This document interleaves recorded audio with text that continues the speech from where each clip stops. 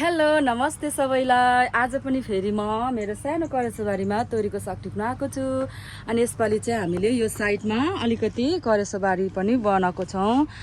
अनि मेरो बुढाले चाहिँ अस्ति तोरीको बिउ छर्नु भएको थियो। अनि जे होस् थोरै भए पनि यस्तो राम्रो आएको छ।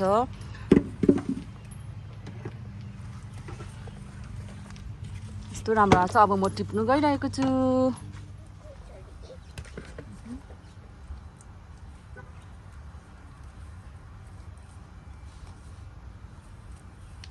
वाउ कस्तो मजा लागेको छ तोरीको साग। यो चाहिँ मेरो बुढाले यसपालि तोरीको बिउ छर्नु भएको थियो। यस्तो दामी भएर आएछ।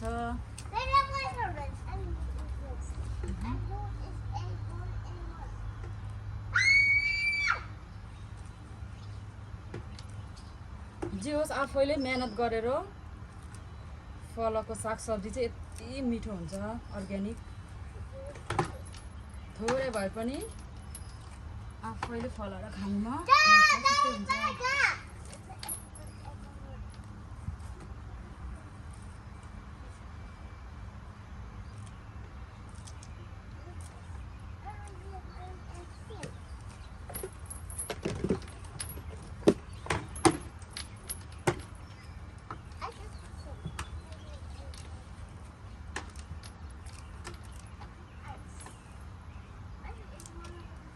आज चाहिँ एकदमै फेरि घाम पनि छ हो। आम्मामा अब चाहिँ एकदमै गर्मी पनि बढ्ने भएको छ। अब बिस्तारै बिस्तारै धेरै गर्मी हुँदै जान्छ।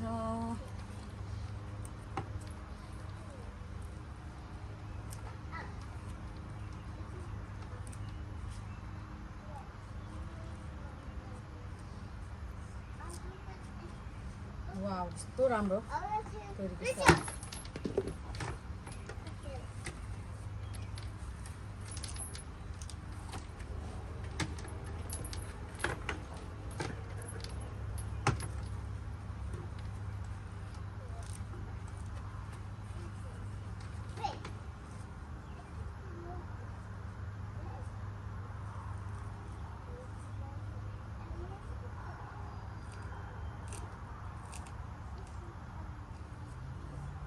साइमा कस्तो घाम छ, प्लिज छोरी टोपी लगा।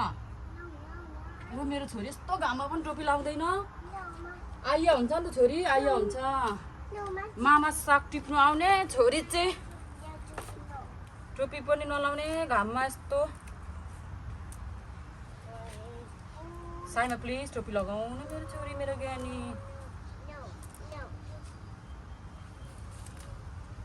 यो पालि चाहिँ हामीले यो साइडमा अलिकति भए पनि हामीले करेसोबारी बढाएको थियौँ। जे होस् राम्रैसँगले तोरीको साग चाहिँ आयो। मैले चाहिँ तोरीको साग टिपेर पनि यति बनाइसकेँ।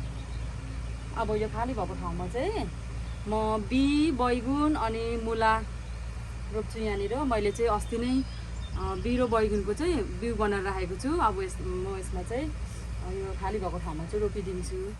यहाँ चाहिँ अस्ति मैले रायो तोरी अनि लट्टे छरिदिएको थिएँ। अहिले यतिको भएको छ। अब यो पनि एक दुई दिनमा खाने बेला हुन्छ। तोरीको साग चाहिँ, रायोको साग चाहिँ बिस्तारै आउँछ अनि लट्टे पनि आउँछ बिस्तारै।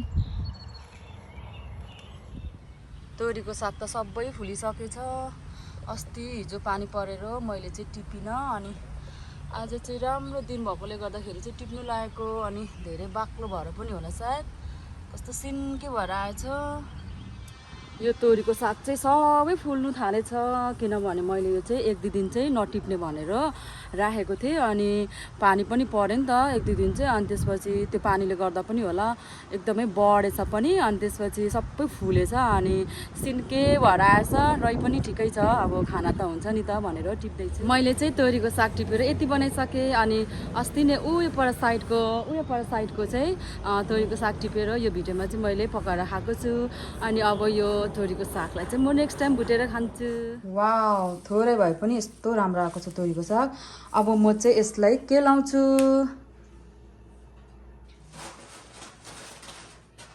अनि म चाहिँ यो टाइममा चाहिँ अहिले एकदम सागसब्जीको सिजन हो नि त। अनि त्यही भएकोले गर्दाखेरि मेरो विशेष ब्लगहरू पनि यस्तै सब्जीहरूको सागसब्जीहरूको छोटो छोटो भ्लगहरू आउँछ है।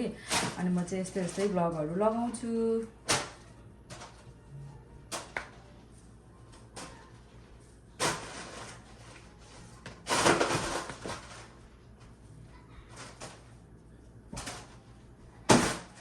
ल मैले चाहिँ अब साग केलाउनु सुरु गरिसकेँ। तर मैले अघि नै यो बारीमा टिप्दाखेरि नै यो साग एकदमै सफा गरेर टिपेको छु। अनि त्यति साह्रो यसलाई केलाउनु पर्दैन। र पनि यसो किराहरू छ कि भनेर मात्रै हेर्ने हो, तर खास चाहिँ किरा पनि छैन। अनि जो समरको टाइममा चाहिँ हामीले हुन्छ नि आफ्नै बारीमा सागसब्जी लाएर खान सकिन्छ। एकदम अर्ग्यानिक सब्जीहरू खान पाइन्छ। म चाहिँ अब यसरी केलाहरू राख्छु फ्रिजमा, किनभने अब आज नखाए पनि भोलि खान सकिन्छ। अनि आफूले सब्जी पकाउने टाइममा सजिलो पनि हुन्छ, छिट्टो हुन्छ। अब भरेको चाहिँ अरू केही सब्जी खाने परेकोले गर्दाखेरि यो चाहिँ म राखेर भोलि पकाउँछु। मैले चाहिँ यो हिजो केला राखेको तोरीको साग हो। अनि मैले अघि नै यसलाई सफा गरेर 1-2 घन्टा जस्तो तारेर चाहिँ राखेको थिएँ। अनि अब म यसलाई पकाउँछु। अनि मैले यसमा अलरेडी 2टा डल्ले खोर्सानी पनि काटेर लगाएको छु। अब चाहिँ रेडी भइसक्यो। अब म तेल लगाउँछु। म चाहिँ तोरीको तेल लगाउँछु। म चाहिँ एकदमै थोरै हाल्छु क्या, एकदम मलाई धेरै तेल मन पर्दैन नि त। थोरै मात्रै हाल्छु। तोरीको सागमा तोरीको तेल हालेर खानु मिठो हुन्छ।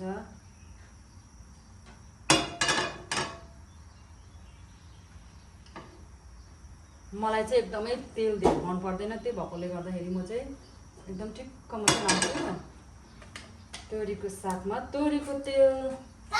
अनि त्यसपछि म यसमा भनेको यो प्याज लगाउँछु, प्याज, त्यसपछि अनि यो ज्वानो। मलाई चाहिँ यति भइपुग्छ, ज्वानो र प्याज मात्रै म लगाएर पकाउँछु।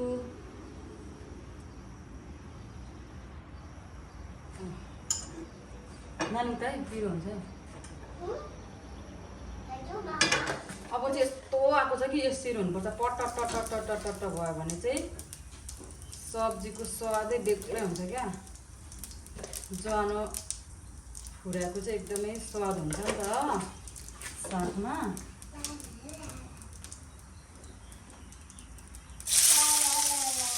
प्याज पनि हालेँ मैले।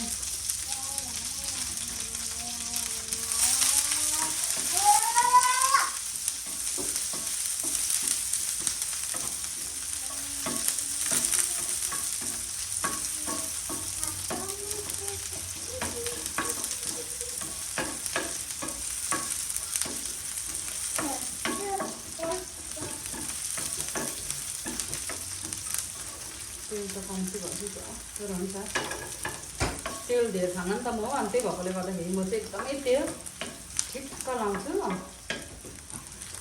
अनि आफ्नो आफ्नो हुँदो रहेछ है, कसैले चाहिँ अगाडि लगाउने नुन, म चाहिँ अगाडि लगाइदिन्छु।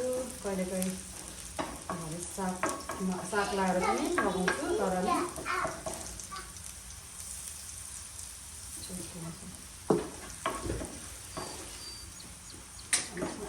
ग्यास मैले चाहिँ यसमा अफ गरेँ त।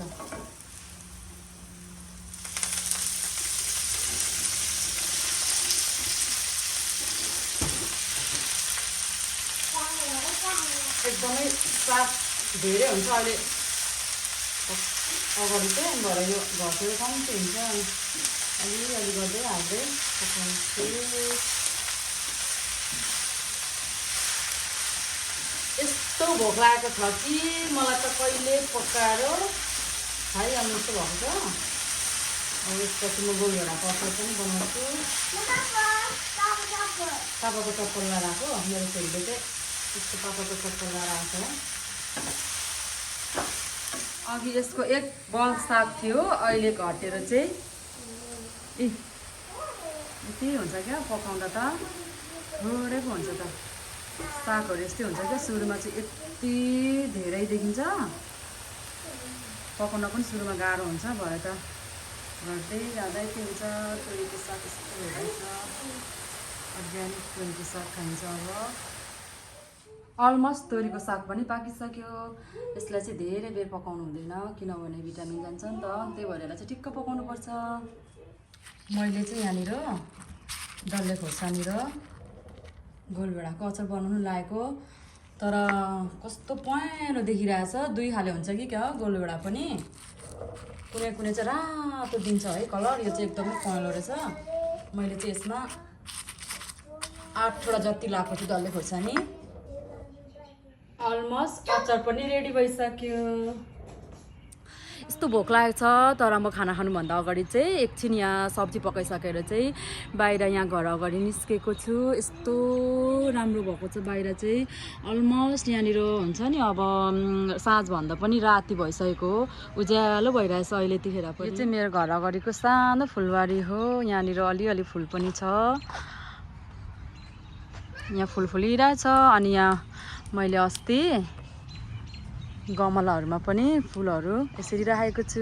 अहिले रातिको 9 बजी पनि यस्तो उज्यालो भइरहेछ। अनि अब यहाँ युएसमा चाहिँ वर्षमा 2 पटक टाइम चेन्ज हुन्छ। अनि अहिले चाहिँ मार्चदेखि टाइम चेन्ज भएको, अहिले यस्तो उज्यालो हुन्छ यो 9 बजी पनि यो टाइममा पनि। तर पछि चाहिँ नोभेम्बरदेखि उता चाहिँ 8-9 बजी चाहिँ एकदमै राति अँध्यारो हुन्छ, यस्तो उज्यालो हुँदैन। मेरो चाहिँ खाना पनि रेडी भइसक्यो।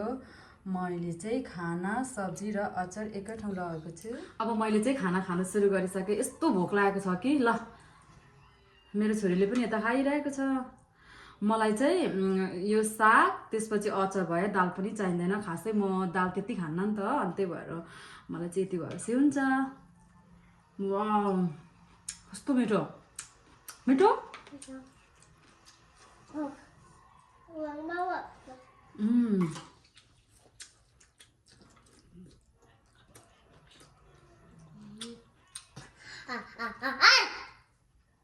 गरम हुँदैन, कस्तो पिरो भएछ अचार।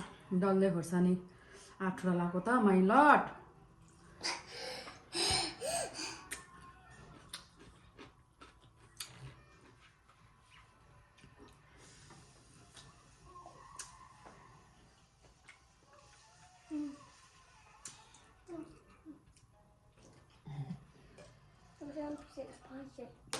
चेस गरेर खानु भन्छ हो पानी पनि छोरीले। मैले चाहिँ खाना पनि खाइसकेँ। अनि हजुरहरू सबैजनाले मेरो यो छोटो ब्लग हेरिदिनु होला, सपोर्ट गरिदिनु होला। अनि हजुरहरूलाई सपोर्ट गर्नेछु म पनि भन्दै हस्त बाई बाई, फेरि भेटौँला।